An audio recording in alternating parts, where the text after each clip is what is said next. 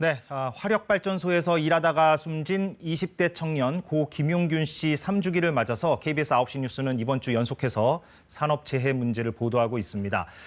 오늘은 그동안 얼마나 나아졌는가를 조목조목 따져보겠습니다.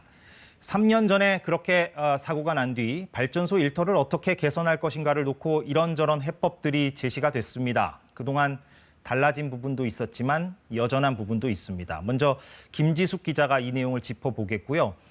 김용균 씨의 어머니죠. 아들을 잃은 뒤 안전한 일터를 만들기 위한 활동을 하고 있는 김미숙 씨를 연결해서 이야기를 더 나눠보겠습니다. 개선 과제 56개 가운데 47개를 이행했다. 그제 정부가 내놓은 점검 결과입니다. 이행률로 따지면 80%. 이 정도면 꽤 양호해 보이는데요. 정말 그럴까요? 당시 특별조사위원회가 발표한 진상조사 보고서를 토대로 핵심 내용을 살펴보겠습니다. 첫째로 위험의 외주화 해소입니다. 위험한 일을 하청의 하청, 또 비정규직에게 떠넘기지 말자는 겁니다. 해법은 직접 고용이었습니다. 그러면 하청업체가 급여를 중간에서 가로채는 문제도 해결이 됐겠죠. 하지만 어제와 그제 보도해드린 것처럼 정규직 전환, 0명, 전혀 개선되지 않았습니다. 다음으로 인력 충원 문제입니다. 위험한 일은 2인 1조로 작업하고 야간 교대조를 늘려서 심야 노동을 줄이자는 겁니다.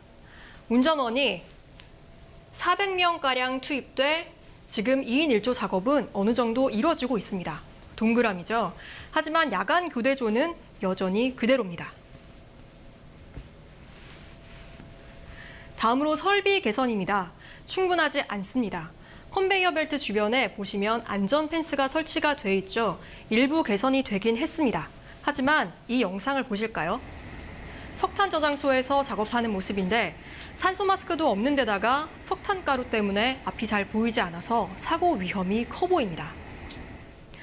마지막으로 법제도입니다.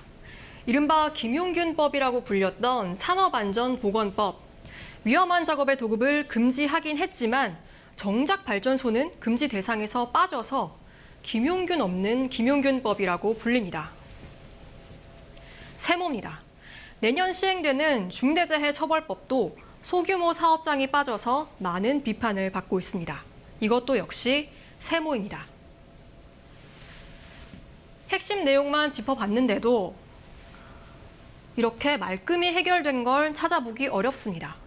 3년이 지난 지금까지 발전소 하청 노동자들이 일하다 죽지 않게를 말하고 있는 이유입니다.